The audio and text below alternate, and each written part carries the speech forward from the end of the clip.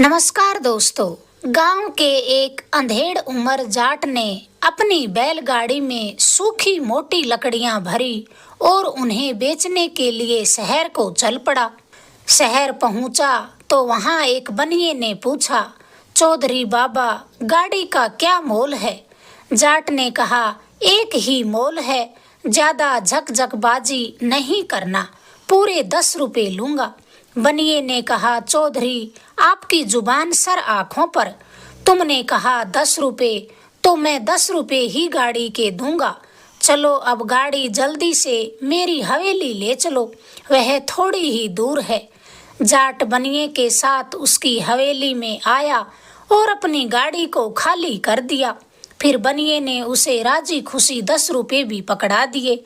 लेकिन जाट जब बैल जोतकर गाड़ी वापस ले जाने लगा तो बनिए ने उसे धमका कर कहा, खबरदार चौधरी, जो गाड़ी और बैल को हाथ भी लगाया तो मैंने गाड़ी और बैल का मुंह मांगा मोल तुम्हें चुकाया है। अब ये गाड़ी और बैल मेरे हैं। ये बता, मैंने लकड़ियों का मोल भाव कब किया था? मैंने तो ये कहा था कि चौधरी गाड़ी का क्या मोल है। तुमने मुझसे बिना झिकझक किए 10 रुपए मांगे तो मैंने भी राजी खुशी बिना झिकझिक किए 10 रुपए पकड़ा दिए। गाड़ी खरीदते समय बैल भी तो जुते हुए थे, बाल सफेद हो गए, पर छोटी सी बात समझ में न आई तुम्हें। बनिया चुप हुआ। जाट हक्का बक्का होता अटकता हुआ कहने लगा, बैल तो जुते हुए थे सेठ जी, पर मैंने तो लकड़ियों का मोल किया था।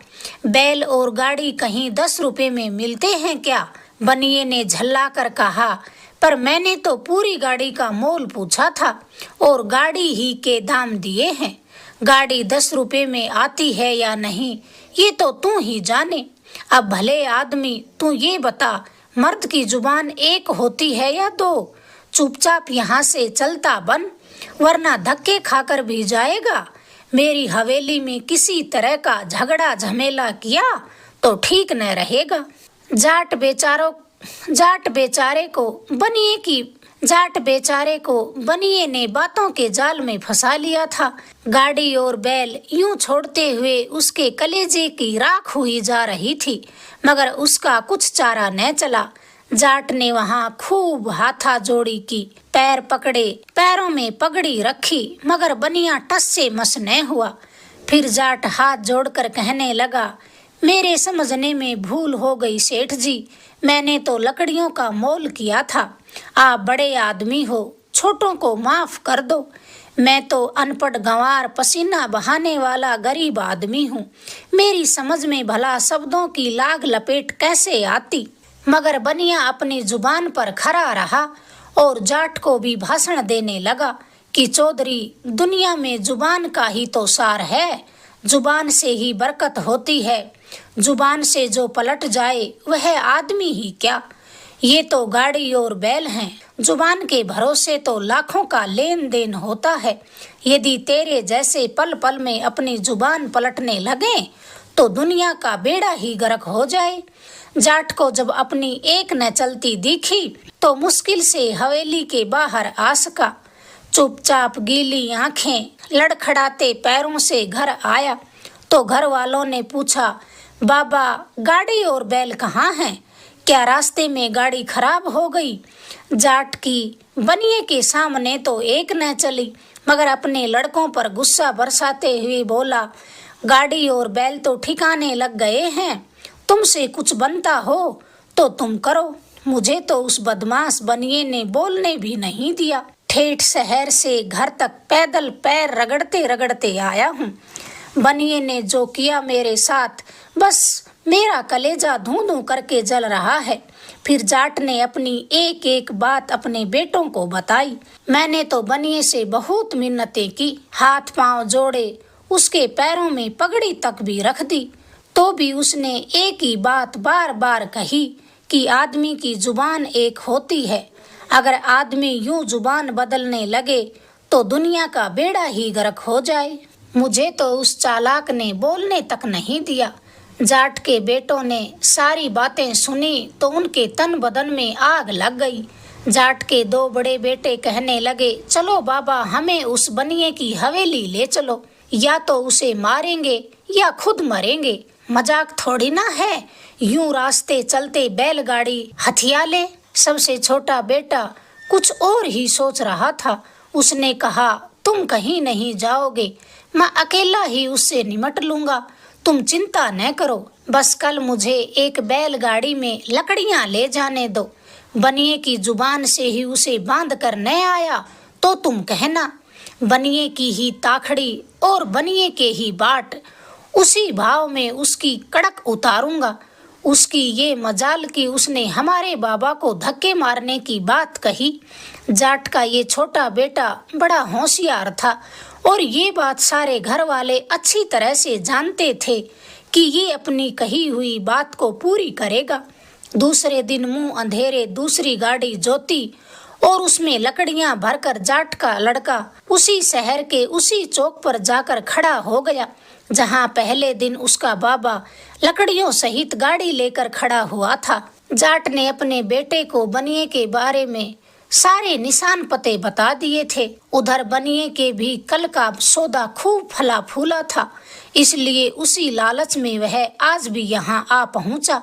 लकड़ियों की भरी गाड़ी दिखाई दी तो मन में फूला न समाया। जाट के लड़के के पास आया और पूछा, भाई तू किस जात का है? बनिए का हुलिया देखते ही जाट का लड़का तुरंत पहचान गया कि ये वही तिगड़मबाज सेठ है। फिर वह कहने लगा, सेठ मैं तो जाट हूँ। फिर बनिए ने आदतन पूछा कि क्या तेरी ये गाड़ी बिकाऊ है? लड़के ने कहा, इसमें पूछने की क्या बात है, गाड़ी तो यहाँ बेचने के लिए ही लाया हूँ। बनिए के तो बात पूरी रस लगी पड़ी थी। उसने गाड़ी शब्द पर जोर देकर पूछा, तू एक ही खरा मोल बता दे, बोल गाड़ी का क्या लेगा, सौदेबाजी का काम मत रखना। जाट के लड़के ने कहा कि सेठ जी, फालतू की सौदेबाजी में रखा ही क्या है, आगे आदमी भी तो देखा जाता है। मैं भी एक ही मोल बता दूं कि इस गाड़ी के 2 मुट्ठी पैसे लूंगा, सौदा जचता हो तो बता दो। बनिए ने जाट के लड़के की बात सुनी तो सोचने लगा कि ये लड़का तो कल वाले बाबा से भी बड़ा भोला है। मुट्ठी का क्या है, मुट्ठी में तो 1 पैसा भी बंद करके ले आए और 2 पैसा भी बंद करके ले आए, आज तो बढ़िया गंवार फंसा है। फिर भी बनिए ने ऊपर के मन से कहा, देख भाई, गाड़ी के दाम तो तूने बहुत मांग लिए, पर सवेरे सवेरे भगवान की बेला में कौन झगड़ा करे, मुझे सब मंजूर है। अब चलो मेरी हवेली, इस गाड़ी के 2 मुट्ठी पैसे तेरे हो लिए। जाट के लड़के ने मन ही मन खुश होते हुए सोचा कि बनिया आज तो खूब फंसा है, जीवन में लकड़ियां खरीदना न भुला दूं तो मैंने भी माँ का दूध नहीं पिया। बनिया और जाट का लड़का हवेली पहुँचे तो बनिया कहने लगा, बोहनी का समय है, तेरे पहले दाम पल्ले बांध ले, फिर गाड़ी खोलना। ये कहते कहते बनिया हवेली के अंदर घुसा और दोनों मुट्ठियों में 1-1 पैसा बंद करके ले आया। फिर जाट के लड़के के सामने आकर कहने लगा, ले पहले ये दाम ले ले, खटर पटर बाद में करना।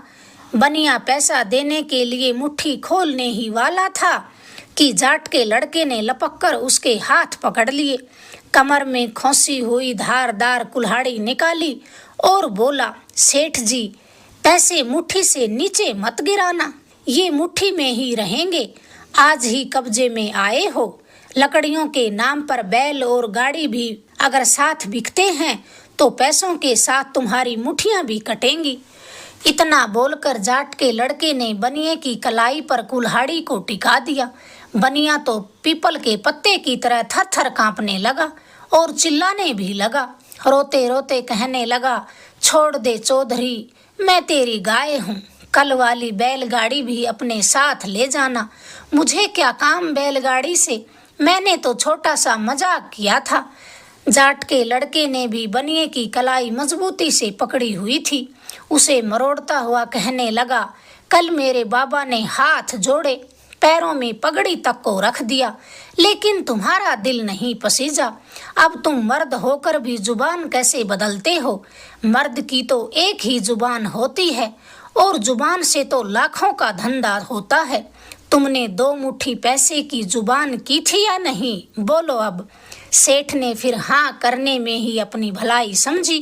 फिर कहने लगा, जुबान तो की थी, मगर पैसों के साथ कलाई कटने का मुझे ध्यान न था।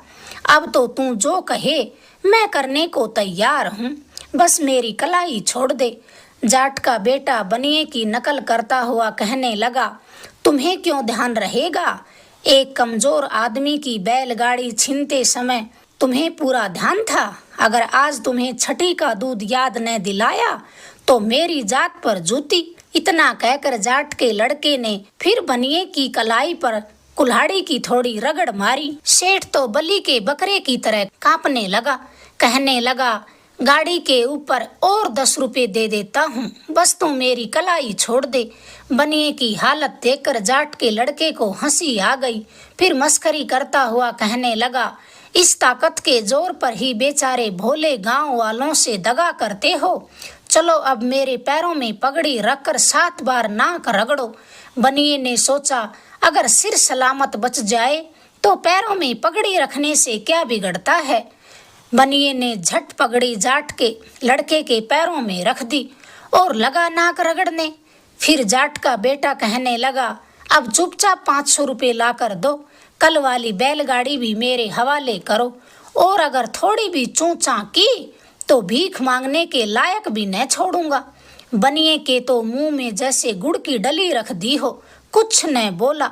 चुपचाप बैलगाड़ी और 500 रुपये गिनकर खुद ही जाट के लड़के की जेब में डाल दिए। जाट का लड़का तो हंसता हुआ अपने गांव की ओर निकल गया, मगर बनिए की समझ में आ गया कि उसका भी कोई गुरु हो सकता है। अगर आपको ये कहानी पसंद आई, प्लीज चैनल को लाइक करें, शेयर करें, सब्सक्राइब करें। धन्यवाद दोस्तों।